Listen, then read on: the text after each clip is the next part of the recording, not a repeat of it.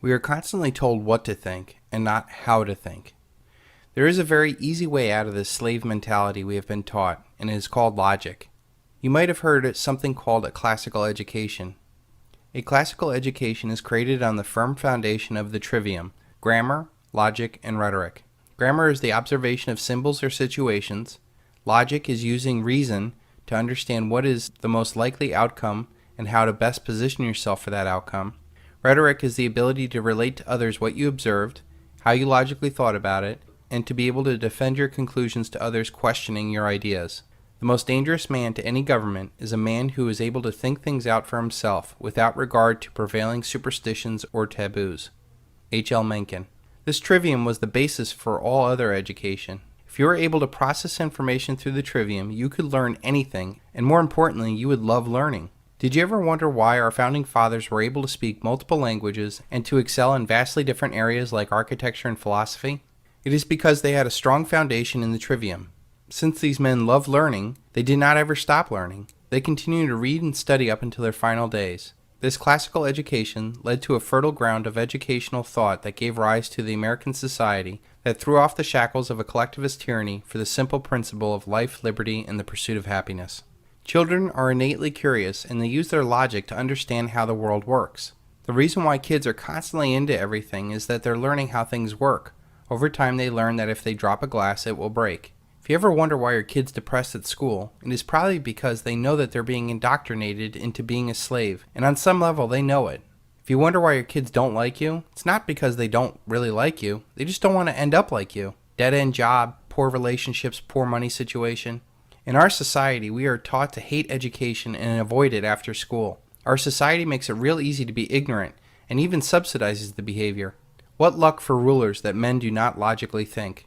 Adolf Hitler.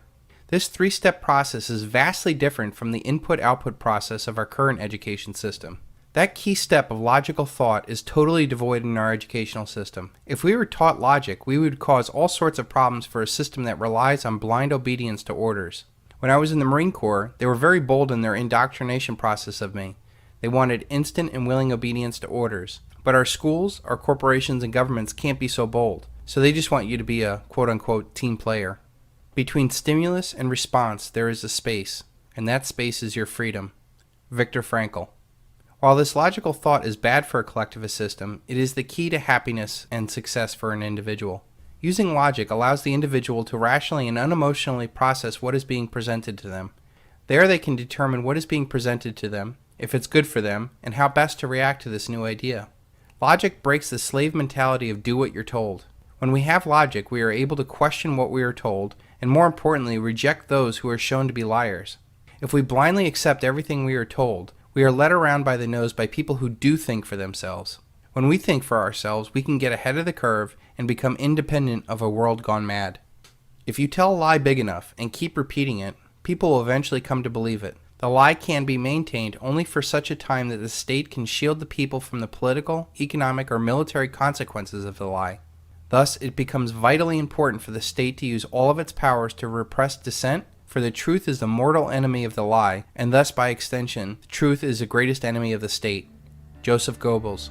Using logic allows you to respond on an intellectual level and not an animalistic emotional level. Every good marketeer knows that the most powerful motivator to use is irrational fear. It is what drives the impulse buy.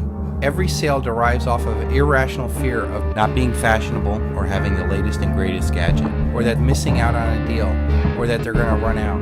Logic would dictate that they're blowing out the old because a new product, which is probably better and cheaper, is coming out and they can't afford to keep the older model around. Or that they're never really going to run out because they're in the business of mass producing things.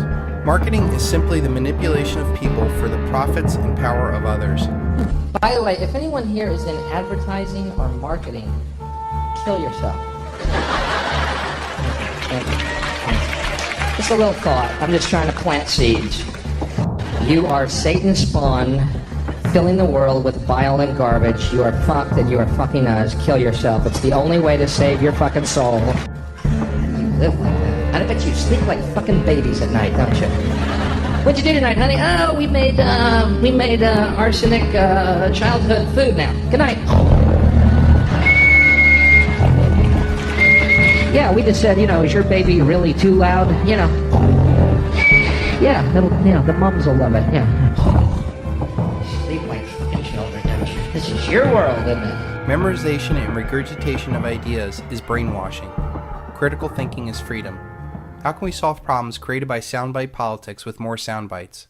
We need logic to understand and to process the logical outcomes of these proposals. Instead, we get Operation Mockingbird type politics where talking points are crafted and then repeated throughout our media.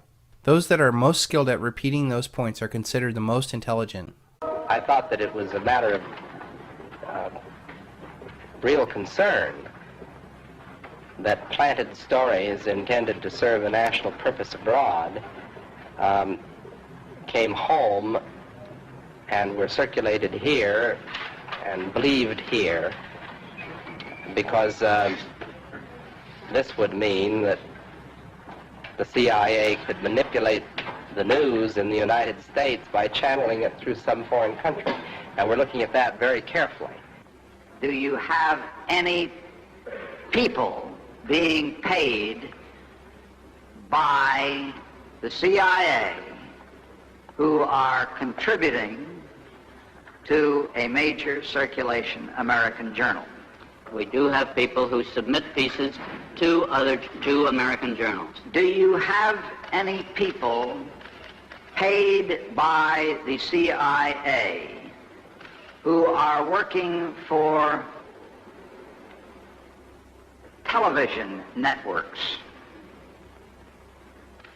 This, I think, gets into the kind of getting into the details, Mr. Chairman, that I'd like to get into in executive session.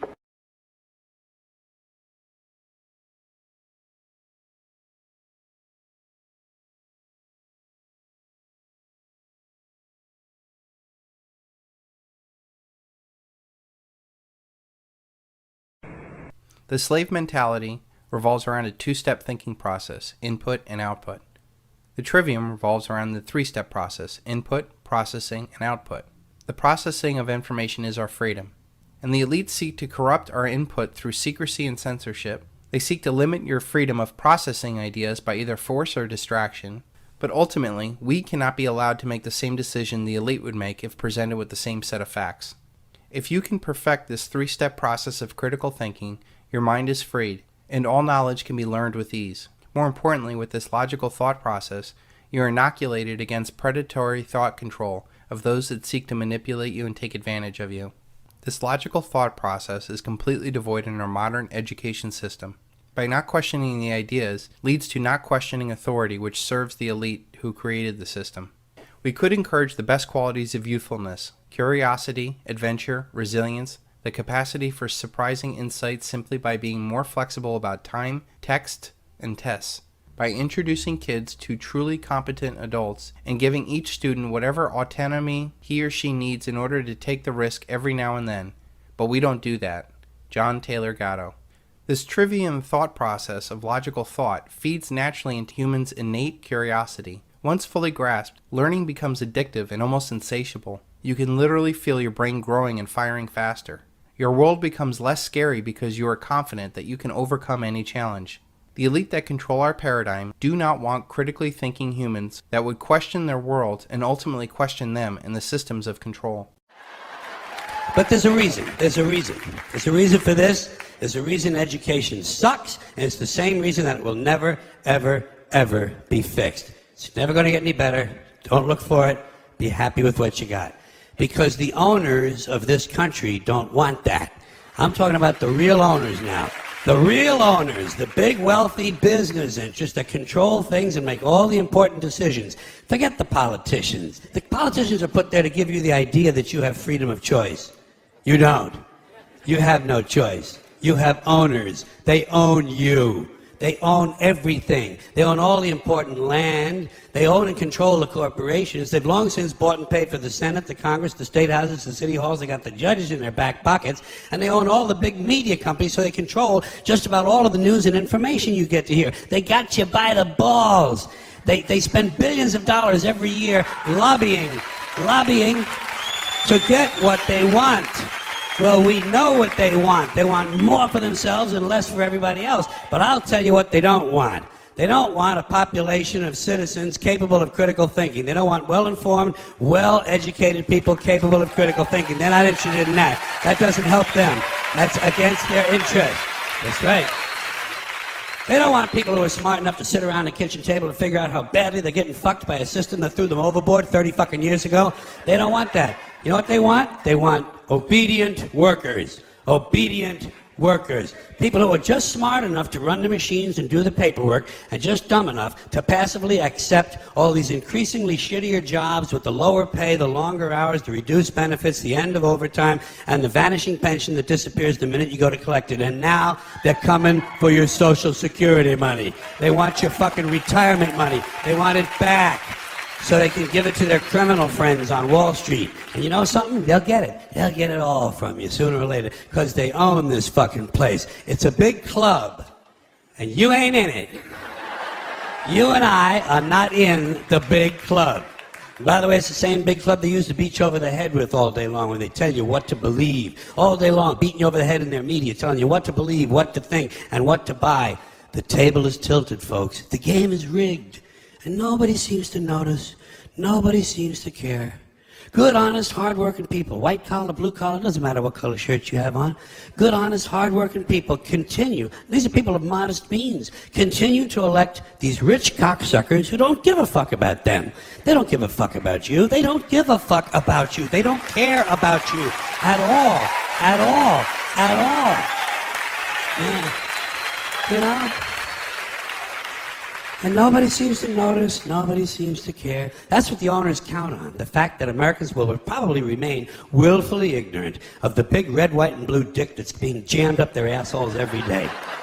Because the owners of this country know the truth. It's called the American dream, because you have to be asleep to believe it.